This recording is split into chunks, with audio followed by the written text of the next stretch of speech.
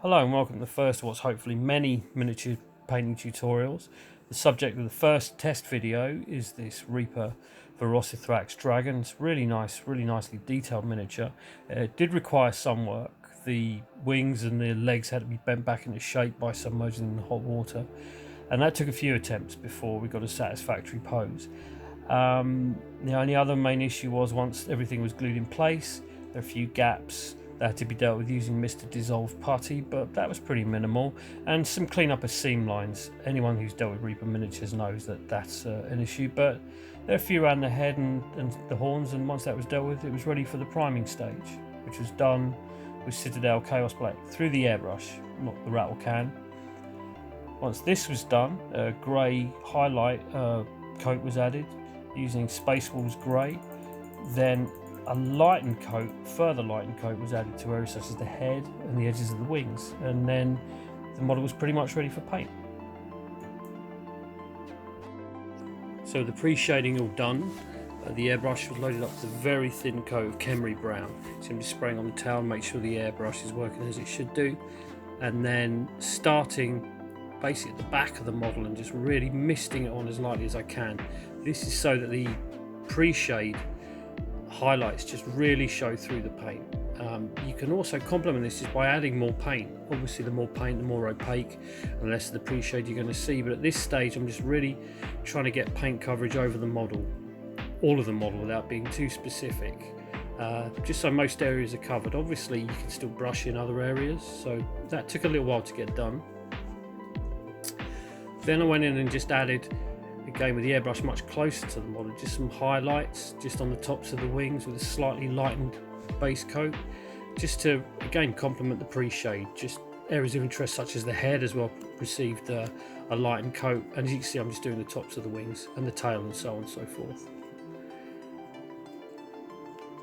So once that's all done, just going in a little closer for areas just that would really catch the light. And then the next stage, as you can see, is a slightly darkened coat, just to complement areas such as the legs, the areas in shadow basically. Obviously the pre-shade does a lot of this, but we can still add darker tones just really to accent the areas of contrast. You can see I'm just spraying it just on the bottom of the legs and so on and so forth. And of course it looks a little stark at first, but then weathering and dry brushing will tone this down.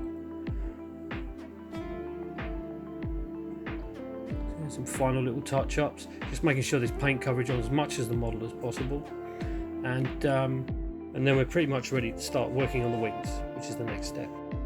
So the airbrush was then loaded up with a really thin coat of dark flesh to apply the membranes of the wings.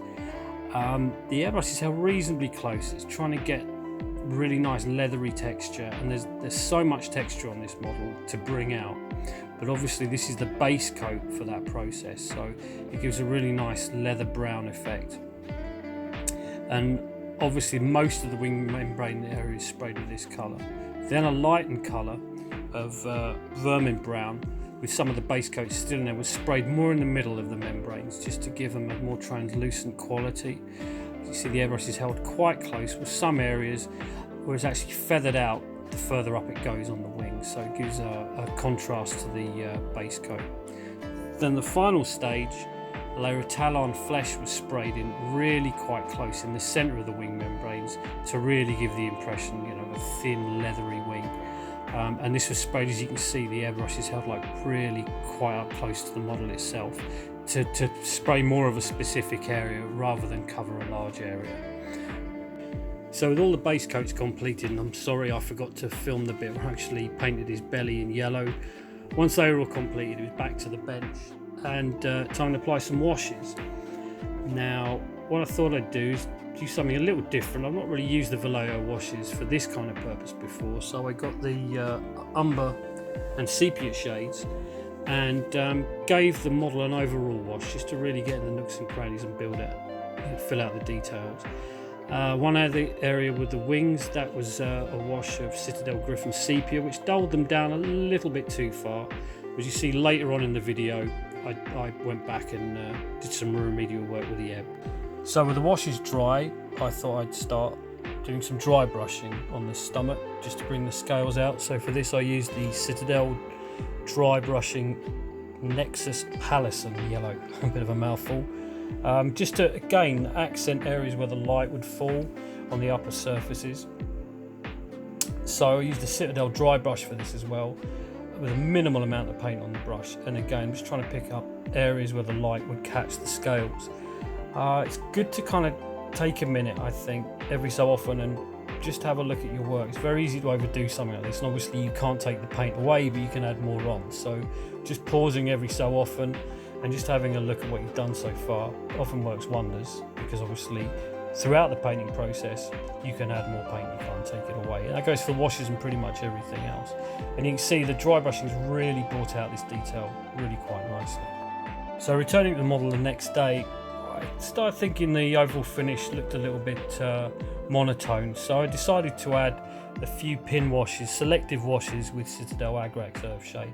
I initially resisted using this for an all-over wash. I just thought I used it a lot and it'd be interesting to try the Vallejo washes, and they look good, but again the darker Agrax Earthshade just really brought out some of the details. See around the head, see the legs and areas like the wing roots. Just provided contrast and gave another darker colour to emphasise the shadow, the bits of the dragon that would be in shadow. Now you can see throughout this the base coat's getting darker and darker, and that's something to be aware of. I think when you spray the base colours on, it's thinking about how these washes are going to have an adverse effect. But as you can see from the next step, the dry brush will bring that back out again.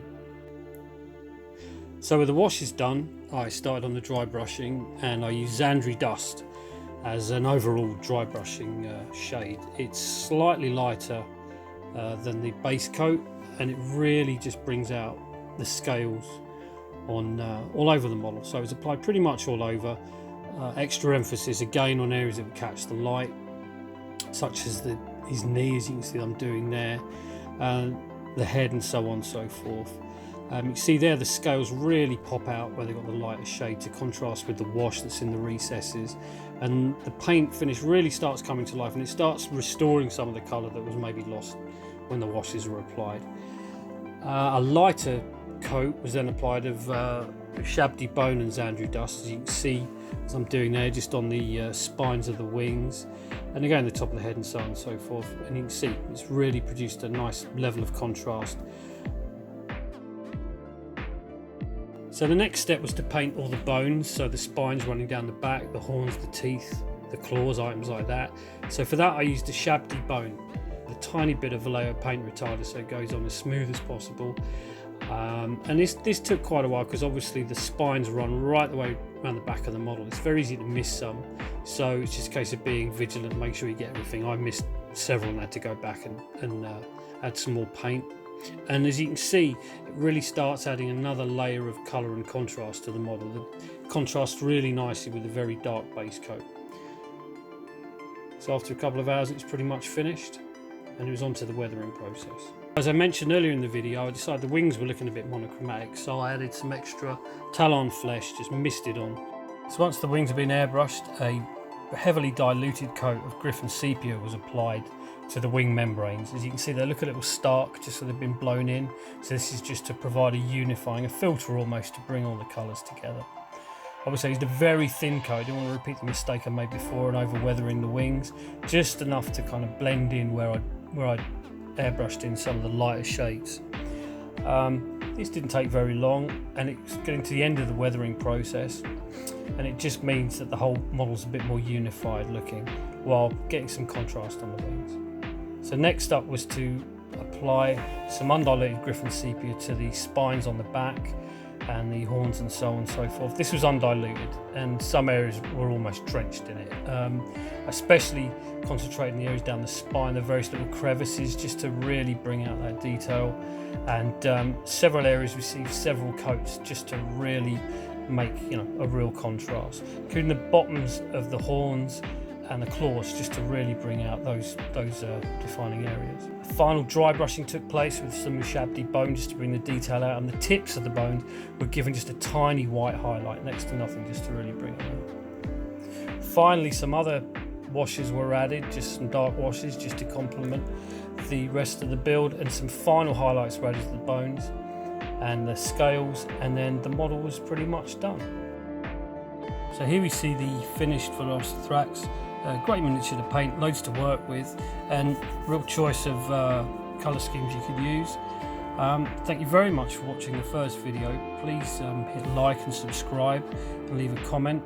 Next up should be the WizKids Owlbear. I'm going to be using some Citadel contrast paints with that. So thanks again for watching, and I shall see you soon.